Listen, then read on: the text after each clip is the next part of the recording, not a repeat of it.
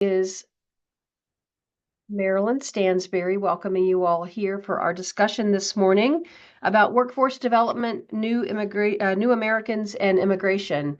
Um, we have been working with Emily Griffith Technical College for a very long time as a partner with us educationally. Many of you know that the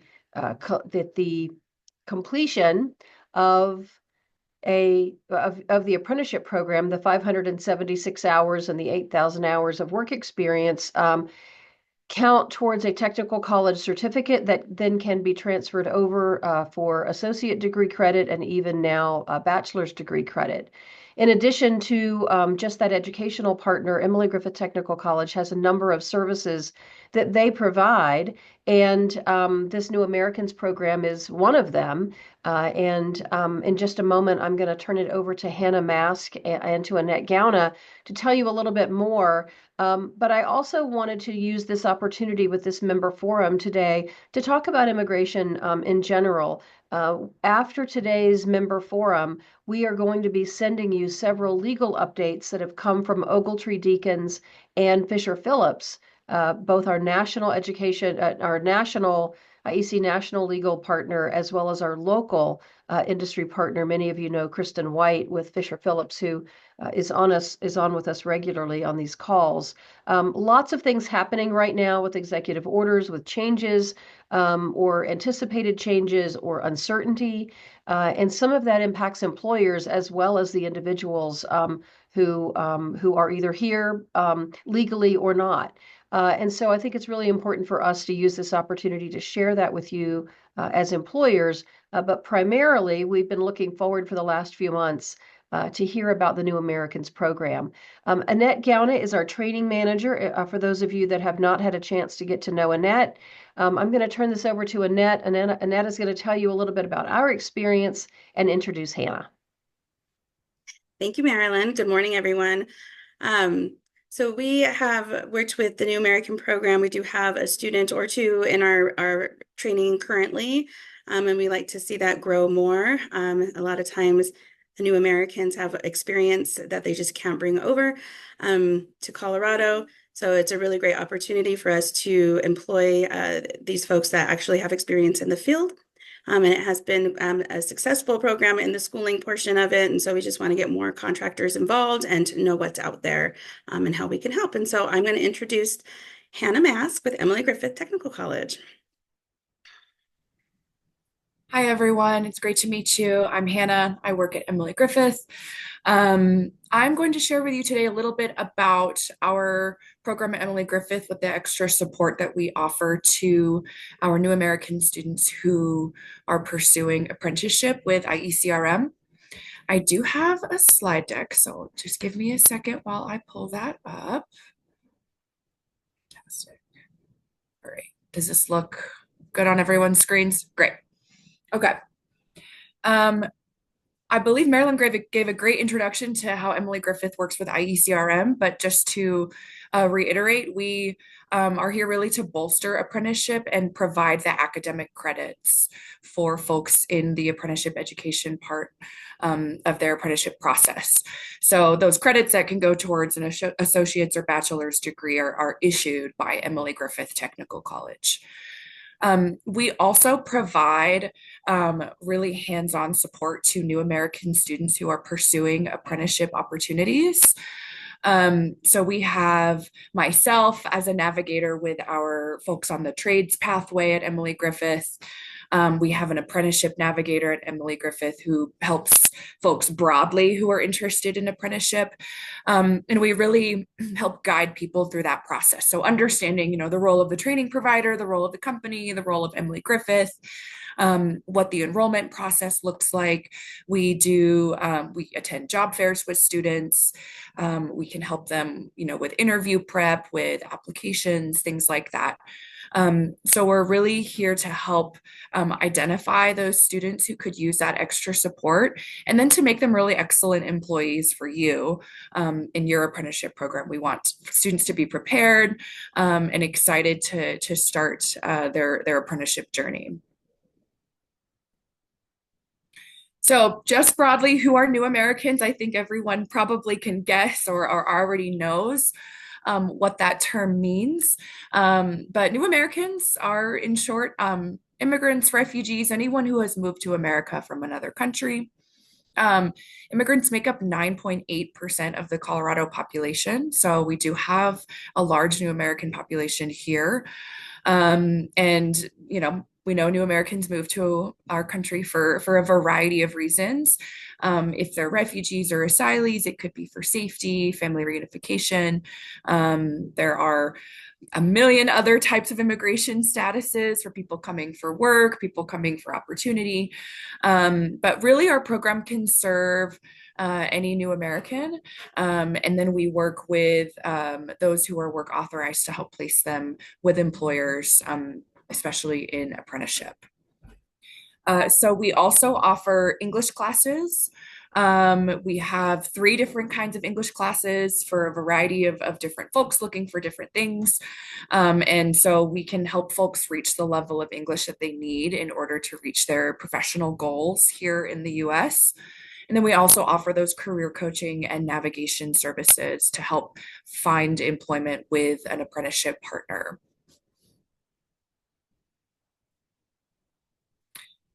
Some big reasons to hire new Americans. Like Annette mentioned, a lot of new Americans have education skills and work experience that are transferable to their careers in America. They're just not always recognized by employers or by credential boards or things like that. So I work with some folks who were electrical engineers in their home country, or they were an aerospace engineer in Ukraine. A variety of different and often many years of work experience. And it can be very difficult coming to the US and realizing, oh, this practice doesn't transfer to a license in the US. I'll need to, start that education process and get those training hours in order to have an electrician license in the US. And so we help students identify those steps and understand what that transition will look like. But really, a lot of our students are adults, so they have work experience. They understand the workplace. We do some extra cultural education on understanding the American workplace, and then on how to communicate those transferable skills that they have is really important as well. New Americans are also highly motivated and resilient workers. Many have families. They really are motivated to provide for their families, and they can offer really valuable foreign language skills. We really promote community within our new American folks. So say, if someone else starts at your company who speaks your same language, you can help them as well. And just really identify the other folks in the network that can support one another. Employers also report that new Americans often stay longer in their jobs or with a specific company compared to typical US employers. So new Americans are motivated to have stability and security in their job. So often they will stay longer with a company than maybe the average American born person. I will share this slideshow so you can take a look at some of these links that I'm sharing, but the Talent Pipeline Report was actually recently released last month from the Colorado Workforce Development Council. That report says that the average worker changes jobs nearly 13 times in their lifetime, with younger individuals being a little more likely to change jobs compared to older age groups. So when we're looking at new Americans, especially those that are adults, that number might be lower for the number of times that they change jobs. They're really, really wanting to stay in a stable workplace. In 2024, employers reported really being concerned about finding qualified employees with the proper skills to succeed in a particular role and who will remain working for that company for a longer period of time. We help students identify the skills that they'll need to succeed in an apprenticeship. That looks like sometimes we have, annual or biannual OSHA 10 trainings where we get people their OSHA cards so that they can demonstrate knowledge and understanding of safety rules and regulations in American workplaces. We can help folks identify other upskilling or credentials that they can use to be considered for more roles in their profession. And we know that Colorado continues to experience really strong job growth. In 2023, over 40,000 new jobs were created. And the Demography Office estimates 400,000 folks will retire in the next 10 years, which means that we're looking at 40,000 additional jobs each year for the next 10 years. So we're broadly looking at a strong job growth in Colorado. I'm interested to hear from you all with your companies, what your outlook is looking like for the next few years. But when we're looking at the state of Colorado, we're looking at a pretty decent opportunity landscape for folks who are looking for employment. So I'm curious to hear from you if any of the folks in this room, or if Annette or any of the IECRM folks have experience hiring and working with new Americans, and maybe what your experience has been, any of the successes or even the challenges that you've experienced with hiring new Americans. Yeah, I'll jump in here. We have a pretty large Spanish-speaking employee base, and obviously one of the biggest challenges we face is language barriers. A big part of what we do is piecework for multifamily stuff. And this is something that's been going on for a long time in multiple different markets. And a lot of times it's very predatory-ish. They get taken advantage of a lot of times because they don't have the same opportunities, only because they don't speak the same language, right? So that's one big thing we are really focused on, is trying to find ways to bridge that gap so that these guys do have the same opportunities that the traditional Americans have, right? Because I think you're nailing all of the advantages. Really, we see those all over. So I think that's something that's awesome. That's really why I'm here, to hear more about what you guys can offer for some of that stuff.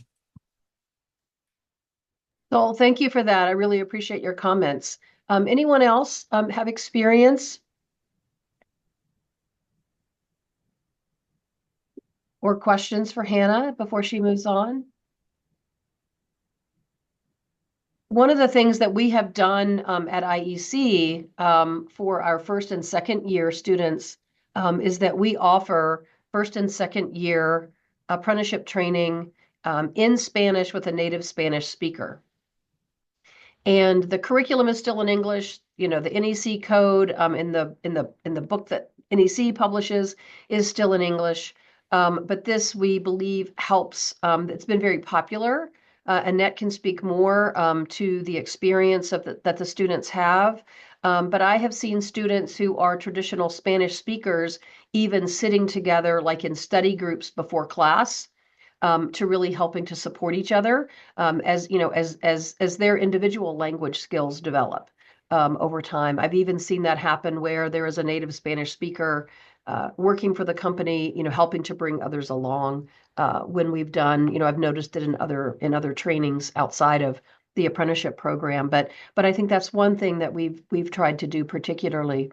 Hannah, in your experience, one of the things that happened a few years ago were the number of Afghani refugees that came from Afghanistan, and we talked to a few of them. We had some of the Afghanistan refugees coming in to our career fairs.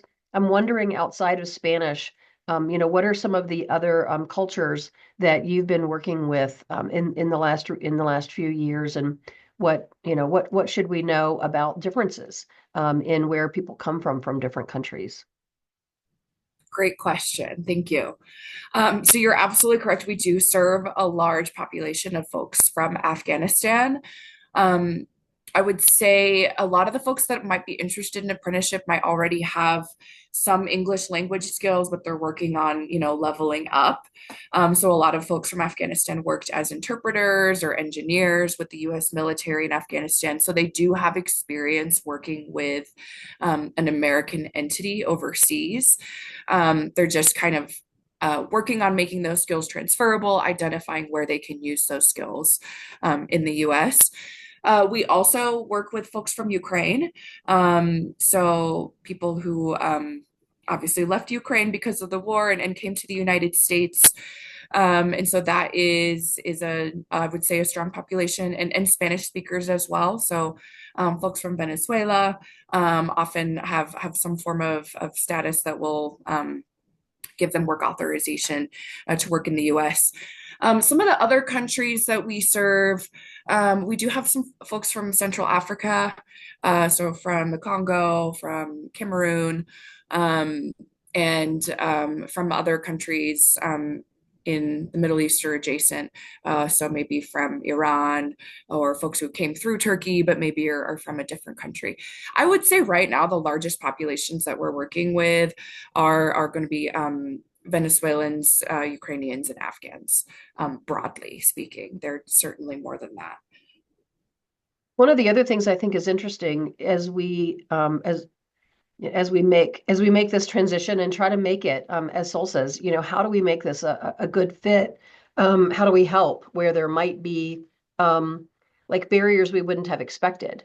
And this is a very, very small story, but we require everyone coming into the program to pass a math exam. So you have to be able to be, sort of pre-algebra, algebra ready in order, we know that is important in order to be successful in the program. And, math is math, right? Except that some of our math, some of what we do in our math test is problem solving, like a word problem.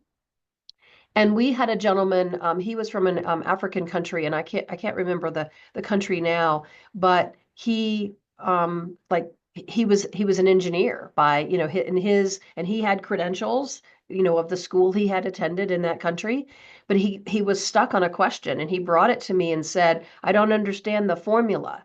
And it was 401k. So we were asking a question about something related to a 401k, which really had nothing to do with the math answer. It was only using a 401k calculation as an example, but he saw 401k as like a variable that you would have in an algebra question. And he was really stuck on that because he'd never heard of a 401k before. And so I think, even those kinds of things that we just take for granted, I couldn't understand. I had trouble understanding what he was asking me about the formula when I'm like, well, it's not really a formula, it's easy math. And he's like, no, 401k. And I was like, oh, that's so, just those kinds of differences. Sol, did you have something else that you wanted to add? No, I'm good. All right, Hannah, we'll let you move on to your Yeah. next. Yeah, that's a really great example. We often talk with students about test taking in America often looks a little different than it did in their home country. Many countries use kind of just rote memorization as like study tools, and where we often help students really identify some of like the reading comprehension skills. To understand questions well and really understand what's the meat of the question, what is an extra thing to not pay attention to. And that's a really, really good example of that being just a cultural difference or a term that's used that might be unfamiliar. Yeah. I'm curious to hear from you all. What are specific workplace skills that you can think of that a new American might need to be successful in an apprenticeship? I think right language would be one of them, or access to someone who can help them and walk alongside them in their language journey. But if there are other things that you can think of to help new Americans be successful, I'd love to hear. I think a big thing we see is just understanding the process. Understanding there's so much that we think of as just kind of the standard process that we go through in an apprenticeship. But there's a lot involved that I don't think my impression I get from our guys is that they don't really know where to start with some of the stuff. So that's one thing we kind of help them with. And it's also tied to the citizenship portion. I think those are closely tied here. If you're bringing someone on that is an immigrant, there is that concern of the citizenship portion of it. Because it is all around, it's a very complicated process. So I think that's something that they don't know where to start with it. So are you referring to the immigration process and becoming a citizen, or just the apprenticeship process? I think both. So, what we see is that people get stuck in bad situations because they don't understand what they're getting themselves into, or they don't understand what the actual right way to do the process of an apprenticeship is. Um, and just that knowledge, is what's really holding them back to get started, to even get it connected to someone like Hannah, or IEC. That's really good to know.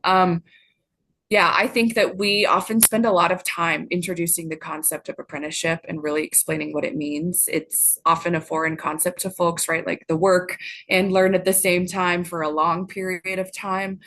And we are happy at Jackie, our apprenticeship navigator, and myself on the careers team at Emily Griffith are really happy to accept referrals if you have anyone that has some questions that could use some extra explanation or even an interpreter. I will share my contact information, and we are really, really happy to be a resource and help plug those folks into our extra support services. How do you guys connect with the immigration population right now? Like the people you're working with, how have you gotten those people involved with Emily Griffith? Great question. Um, we are connected through a variety of ways. A lot of people know of Emily Griffith, if they're just looking into career and technical education broadly. So they might even just walk into the school and start asking questions, and we can maybe identify that they're a new American and funnel them into those extra support services. We also a lot of times get folks through our English class pipeline. So there are a lot of folks in Denver that take Emily Griffith English classes, and then when they reach level 4, level 5, they're looking to use that English to level up their career, and we can help them identify all those resources and opportunities. And then we also get referrals from other New American serving organizations. So parts of our program work specifically with folks who have refugee, asylee, special immigrant visa status, but we also have team members who can work with any new American broadly. So a lot of times refugee resettlement organizations or other immigrant serving organizations send folks to us as a referral.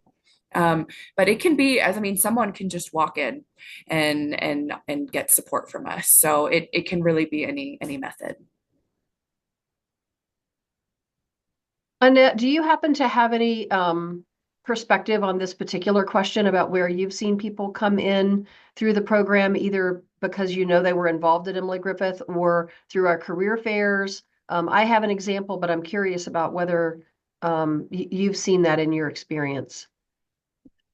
I know that Hannah and her team has brought some folks in to our career fairs and have, tried to get them working with an electrical contractor. I know that there has been, I don't want to say a struggle, but I feel the individual has felt that he hasn't been hired with all his experience. So I feel like, informing our contractors on this process and on all the services that can go with it is really important. As far as our Spanish speakers, they're definitely a community, and within the classroom, they all help each other and with the tools and things that they've all learned. So they're a little different because they have that community sense, and these other individuals, there's not as many like in our Spanish course, so they're being dropped into a class that's all English speakers. So we have an Afghan refugee who came to us. He was referred to Emily Griffith, but he also came to us directly from a church organization, from a religious organization that does a lot with resettlement. Prior to the Afghani refugees, they were working with another group that sort of came in a wave of from conflict in their country. And this particular individual that we met had accounting experience. He had an accounting background, and they just wanted us to talk to him to help him understand just like how do you go about getting a job in the United States, right? So it was really more of a bit of a personal connection, but the person also was referred to Emily Griffith to help them with, again, those, I'm going to say translation skills, even though this individual, to your point, Hannah, he had worked in the embassy in Afghanistan in a finance accounting role. But that's still not one-to-one transferable. And so he worked with Emily Griffith. The other thing that Emily, I'm going to tout a different set of services, but we've had an individual that needed um, um, sign language support for hearing impairment in the classroom.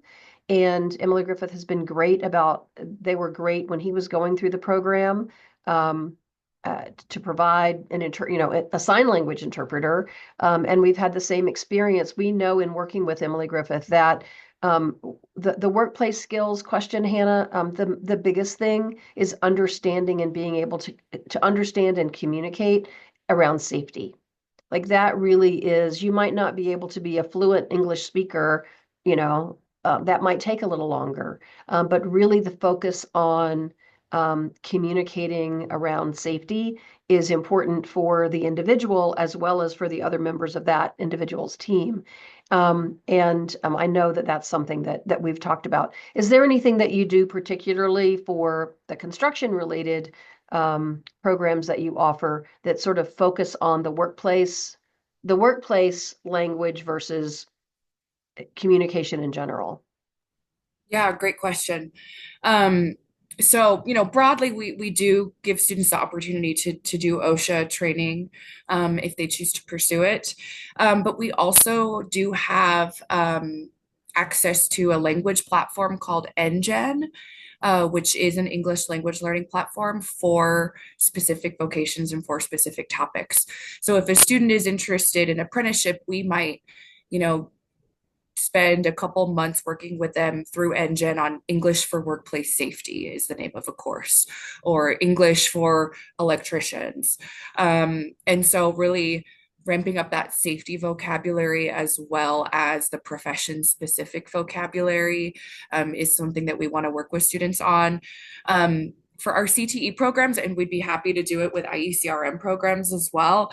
Sometimes we give students the textbook beforehand and give them study materials before they even start the program and say, let's make a vocabulary list of the words that, I know that you understand in your own language, but how can we help bridge that gap and get you exposed to some of that vocabulary beforehand? So when you start seeing it in an academic setting, you understand it and can ingest it a little quicker. That's a great idea. I love that. Yeah, if y'all have extra or outdated textbooks, we would be happy to share some with our students. Yeah. Definitely, we can connect. Tell us a little bit more about NGen and how an employer might be able to access that resource, even if they needed it for someone who wasn't an apprentice. Yeah. As far as I know, NGen is more like a B2B platform. So it's not, available on an individual basis, but they can work with companies or organizations who are serving English language learners to offer those passes to get the classes. We've had a lot of success working with NGen to prepare for academic readiness and safety. It's an online learning platform, so we just make sure that students are keeping up with their goals in it, checking in with them, making sure they're using it because it's not a live classroom environment. But I'll put it in the chat so that you can look it up if you want, but it's Hannah, I can provide a little bit more information as well. Thanks, Tiffany. Hi, everyone. My name is Tiffany Jaramillo. I'm the manager of English, high school equivalency, and career services at Emily Griffith. I apologize. I'm joining from the car from school drop-off. NGen is a great resource, and they actually work with apprenticeship sites and employers. I don't know if you heard of the BCESL program that the state of Colorado was offering, where licenses were free for a whole year. That program has since ended. However, there's a lot of good data on students who did get, or employees who got connected to the platform while they were working, and then their employer or apprenticeship, or Emily Griffith in our case, has access on the back end. And so we can see progress. So some employers have worked in like stipends or different incentives for folks to do the platform, complete certain modules that are related to their field. Their really bread and butter is working with education providers or with employers to get this in the hands of the workforce. So happy to make a connection to the NGen folks if this is something IEC Rocky Mountain would be interested in. And go ahead, Annette. So we did use it when those registrations were free, and we used it for our Spanish speaking classes. And you're right, you do have to follow up with them because it is it's an online platform, and if you don't follow up with them, they're not doing what they need to do. So definitely you have to have that admin support to get them to complete those levels. And it was a really great program when we had it. And we've already talked to see about if any legislative things will pass in the future to offer, so we can offer it again at a low cost or no cost. So.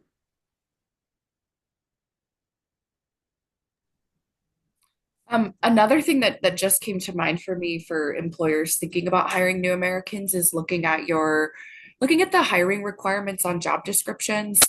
Sometimes companies might say, we require a high school diploma. Some of our students have access to their high school diploma and some of them don't. So thinking about if there's any way that we can advocate or work with companies to help place those students in roles where we know that they're qualified, we know that they have the education, but maybe, if you fled your home country, maybe the high school diploma wasn't the first thing that you grabbed, and maybe that high school doesn't exist anymore for you to reach out and get a copy of it. So we're happy to talk more with employers, with IECRM, on looking at even just making some of those job descriptions a little more accessible to folks who might have that barrier of accessing a high school diploma. We are definitely interested in that. Awesome. Aspire Electric. Great. I know might be close to time here, but I'm curious to hear if we have some time, Marilyn. We do. We're actually scheduled until 8:30. And if we give people time back today, that's great. I have one sort of final round of updates to do when our topic concludes, but you're good to go. Oh, thank you.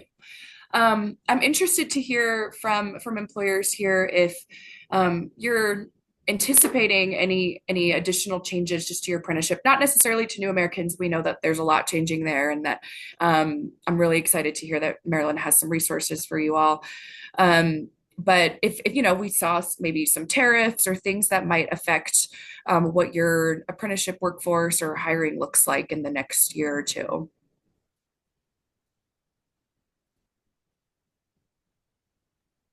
We keep going strong.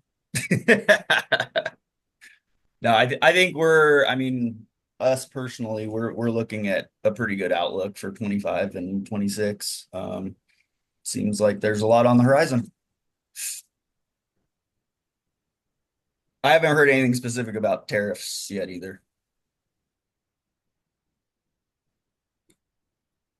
Great, good to know. We're in the same boat. We're just gonna keep chugging along.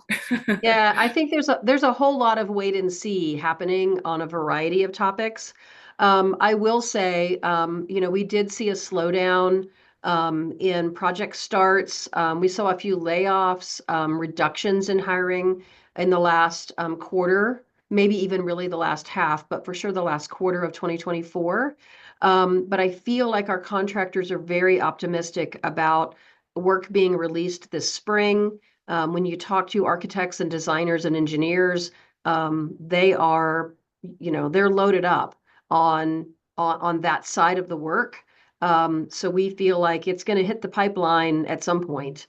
Once some of these particular questions under a new administration get answered, but also just in general, I think they're although while we've been sitting here, I did see a quick headline that came through on my phone that it looks like inflation rates are up a little bit in some new report, but that was only a headline. I haven't read it yet.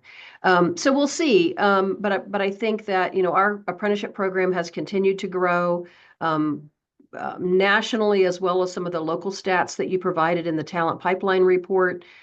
We know that we still have electricians aging out.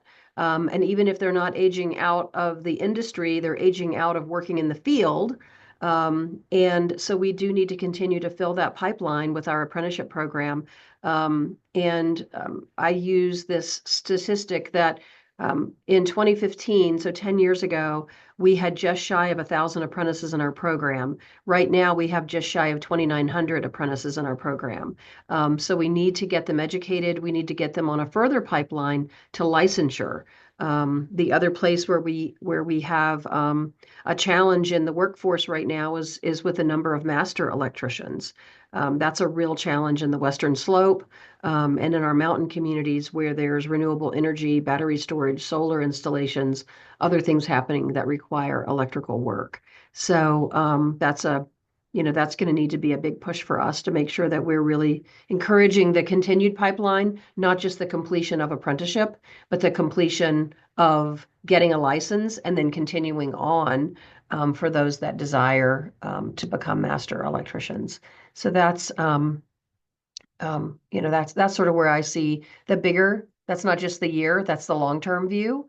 Um, but um, and I'm gonna call on her. I don't know if she's in a place to be able to unmute, but Kristen White, our attorney with Fisher Phillips, is on the call. Kristen, I don't know if there's anything that you want to add about things that you're seeing in the immigration world. We are going to share all the webinars and the resources and the immigration practice page from Fisher Phillips because you all have done a really, really outstanding job over the last few months of trying to share how to break down these things that are in the headlines. No, I appreciate that. And yes, I'm happy to come off mute. I probably won't be on video this morning. But yeah, the only other thing, Marilyn, and make sure we get this to you all, is our immigration group has put together kind of two separate things. One, we've got a hotline number right now for employers if they find themselves experiencing an ICE raid, or and then the hotline really is for kind of the emergent ICE raid. The other product that we put together, and I don't know if this is what you've got in your packet, Marilyn, is we also have a flat fee packet we put together of handling ICE raids. And so if employers kind of want to have resources ahead of time, they put that together, and you can be a client, you don't have to be a client. It's out there on a flat fee basis, kind of similar to what we did during COVID, where you can get your materials ahead of time, just to be prepared. The other, I would say, kind of offering our immigration attorneys are doing, and I've got a couple clients involved in this right now, is they're just helping them go through and I do an internal I-9 audit, because we've already had a few clients here in Colorado that have had ICE show up.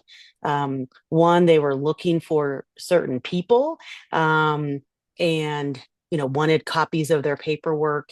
Another, they actually came in and are doing an I-9 review. So that's from being a non-immigration attorney, that's been my advice to clients is be prepared, understand what your rights are when ICE shows up, how to handle it, and that way you can help your employees understand, but also go through and do that I-9 audit. Either let us help you, we do that again on a flat fee basis, or do that yourself if you know how to do that. But yeah, that's really been what we've they put together quickly, because we are seeing ICE show up, especially here in Colorado, and have seen a couple raids in some of our other states. Like we even had a church in Georgia that was raided. So it is occurring.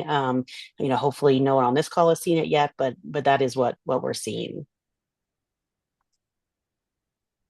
So I put the link to the Fisher Phillips website on immigration. This is what's going out. Um, um, This is what's going out in the follow-up packet for everyone on the call, an entire list of resources and links. But right now I did put the main Fisher Phillips immigration page. I've also put Kristen White's contact information if you want to contact Kristen directly on any issue that you might have related to this topic or other labor employment. She is a labor and employment guru. So anything on any topic that touches on that category, she's been such a great resource to us. But know that those are for everyone on the call, we will be sending you the follow-up packet with materials that Hannah has provided, as well as these additional immigration resources. There is also a series of webinars coming up from Fisher Phillips, as Kristen just mentioned, on I-9 compliance, alternatives, exploring other options for hiring foreign nationals, and E-Verify and employer compliance. Those are webinars that are coming up this spring. And there was just, again, a recent webinar on the ICE raids and enforcement actions that Kristen referred to. So I'm sure there are resources out there to be able to, both on the employer side and, and working with your employees. I think one of them is what happens if, to Kristen's point, what happens if somebody is supposed to be here, but they're, but they show up on your job site to take the person who is legally supposed to be here. What is the employee right and what's the employer response? So, what other questions do folks have about this topic or related topics that you think are important for us to cover?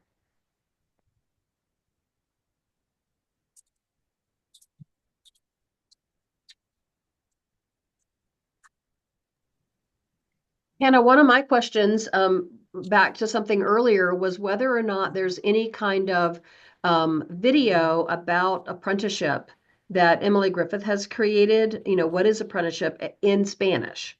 Like we do a lot in English.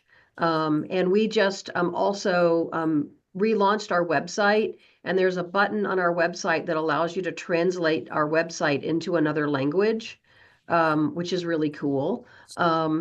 And but I'm even curious about whether we as IEC should produce something in Spanish around apprenticeship, but then also sort of understanding I don't know that we're the right person to put together something about the citizenship aspect of it, but do you know of other resources that exist that we could couple that in a package? Yeah, that's funny you ask about a video. I was just talking with our apprenticeship navigator about wouldn't it be great if we had a video that lays out what's Emily Griffith's role, what's IECRM's role, what's the employer's role. So that is something that I think we can continue thinking about and maybe work with you all to think about what would be useful if we were to create something like that. But broadly, I mean, right now, I know Jackie is working on developing some good materials to share with folks, just explaining apprenticeship. And again, we do have access to interpreters if we have one-on-one meetings with students. So we're really hoping to ramp up some of those educational pieces that we offer to students who come to us asking about apprenticeship, and that we can share with training partners as well. Awesome. I think I have a couple other resources I want to share. Okay, and then I'll go back to the previous slide. I will again send this, I've sent this to Annette so it can go out in the follow-up email. We work closely with an organization called Upwardly Global. They are a national network of folks that do workforce development programs and trainings for internationally trained immigrants. And so they have also done some pretty good employer education. They do have a working group. I'm working on figuring out how we can maybe get some folks from this network into that working group if you're interested. But they have shared some resources where we're working with the Department of Justice to share some of those best practices. And it's great to know that you have Kristen also to offer that legal advice. I would say, go with what your lawyer that you're working with says, but if you're looking for extra resources, Upwardly Global is a good one. And our team at Emily Griffith also worked on an inclusive apprenticeships guide that is also linked here. This is a really great resource for thinking about what questions that you can ask in your onboarding, hiring, and retention practices to really make your apprenticeship opportunities inclusive. So I think they have some really great suggestions for just kind of framing how you think about those hiring and onboarding practices to maximize that inclusivity for everyone. And so when this gets shared out, then can click those links. If you're interested in connecting one-on-one with us, we would absolutely love to talk with any of the employers in this room and to help identify some of those challenges that you mentioned and think about ways that we can offer additional support and work closely with you. Again, our goal is to help people be really good employees for you. So we're on the same team here. careerservices@emilygriffith.edu is a great email to reach out to. I've also created an interest form that maybe can go out in the email as well if you have questions specifically about connecting with the new American population at Emily Griffith. You can fill out this interest form and we can reach out and start that conversation as well. And I think that's it from me. Do folks have other questions? Is there anybody on this call that can touch on the actual like legal side of citizenship or immigration process? Are there any resources out there that we can connect with as a company to help kind of have a resource for our people and potentially our new employees that we're bringing in? Marilyn, this is Kristen. I can jump in on that. Yes. Yeah, so we do that at Fisher Phillips. I mean, we have a whole immigration group that's what they do. So they work with employers on, how to bring in employees on various visas. I'm not an immigration lawyer, so I'll tell you, there's like H-1Bs and H-1B2s and but depending on which country they're coming from, there's different visas. And so yeah, they can help you do that. So they typically then work not just with you, but yeah, with the employee on which visa they're going to come over and their documents and everything like that. So, if you want to reach out to me, happy to connect you with them and they can, talk with you. They may have some materials put together if you're just kind of generally thinking, okay, what are our visa options? But yeah, happy to, follow up and get you some information on that. Perfect. Thank you. I'd appreciate that. Yeah, Yes. and I think that's a really good question for us, not only Kristen, as you've said, like the types of visas, but then that pathway to citizenship. What does that look like? And again, Hannah, I'm not sure if that's something that you all already have in, the ABC quick checklist, that is that's a just a high level overview that an employer could use or a resource. If not, I'm sure those resources exist somewhere, and it sounds like that's something that we could provide our members as a value add that would be really beneficial to them. So we'll investigate that as a follow up to this member forum and see what we can get out to our members. I can add, Emily Griffith does offer a citizenship prep class. I should also mention that citizenship application process is lengthy and costly, and not everybody qualifies. And so it's a very individual case-by-case basis. However, there is an exam that I'm not sure many of us would be able to pass without doing some brushing up on U.S. history.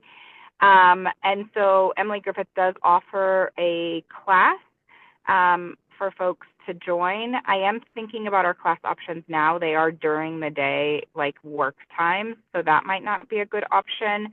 But we have materials and information, and people can start with our Project Worthmore location, asking about that, and then we can see if there is a demand, if there is a need for like evening classes. That's the other thing I wanted to mention is that Emily Griffith's English classes through the pre-academic and community English is offered in the evening, usually 2 nights a week, or on Saturdays. So that's a good option for your employees who are already busy during the day, but we do have evening and weekend options if they're wanting to brush up on English. Public libraries are also a really good place for folks to get some help navigating the citizenship process. A lot of the Denver public libraries have a walk-in immigrant resource evenings at least once a week. And so they have teams of people there that are able to help folks think through their citizenship process as well. So lots of resources in the city. We're happy to kind of funnel some of those resources to you all as well, if that would be useful. Tiffany mentioned the test, the exam. I used to live in Atlanta, and we helped an individual study for her test. And I got to tell you, I mean this in no policy or political bent in any way, shape, or form. It is a hard test that most Americans couldn't pass without studying for. It's not for the faint of heart. Truly. At least it wasn't 20 years ago when we were helping her. So, and she passed.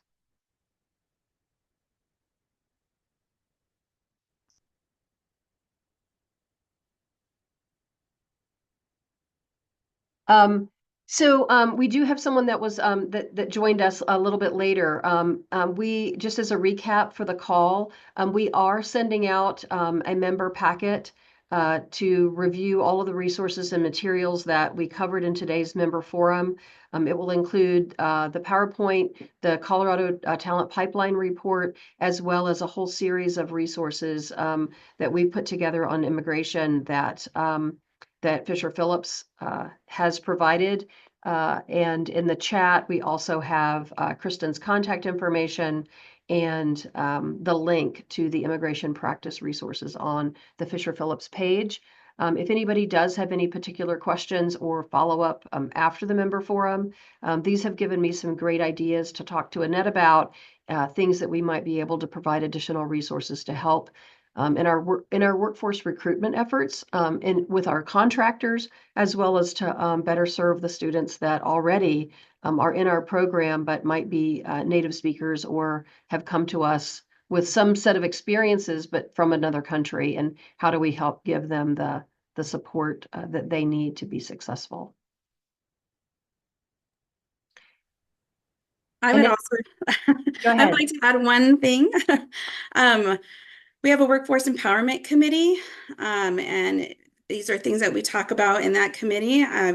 We don't meet very often because we're doing all of this workforce in-house, but we like to share new ideas with you. And if you're interested in our committee, please get in touch with me, and I'd love to have you on that.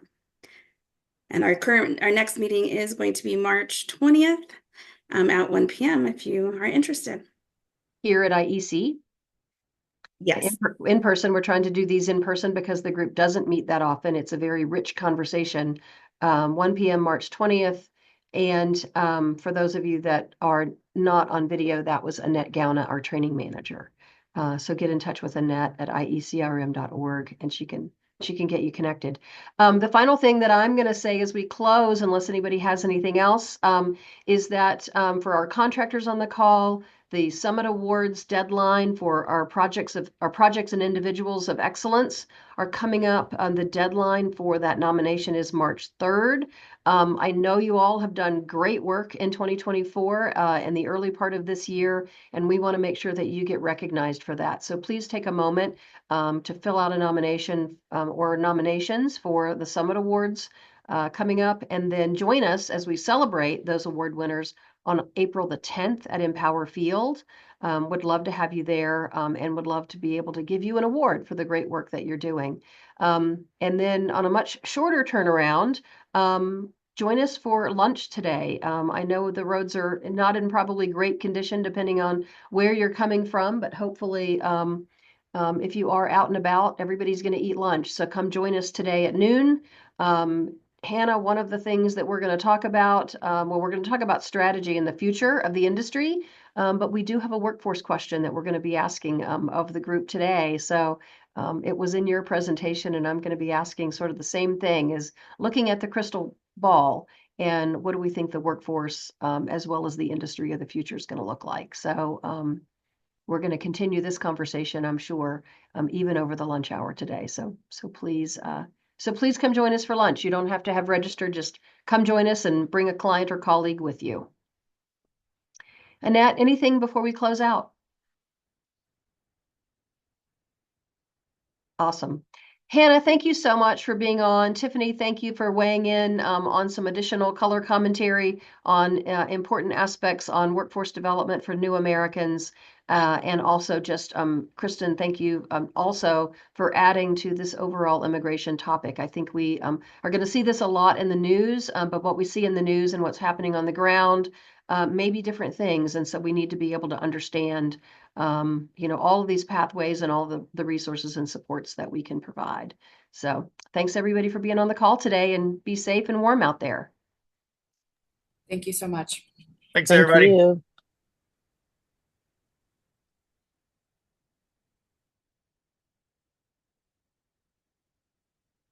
Thanks, Marilyn. I'll see you in the office. Sounds good.